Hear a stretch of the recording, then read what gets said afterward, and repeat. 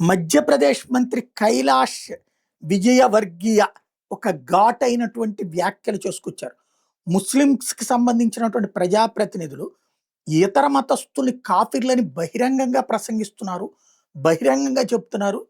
నీ మతాచారాల్లో అదుంటే మార్చుకోండి. అవతల వాళ్ళని కాఫిర్లు అనుకోవడాన్ని భారతదేశంలో ఉన్నటువంటి అన్ని వర్గాలని కూడా అంటే భారతదేశం కాదు ప్రపంచవ్యాప్తంగా నీ మత విశ్వాసాలని అంగీకరించకపోవడం కాదు. నీ మత విశ్వాసాన్ని నువ్వు పాటించు.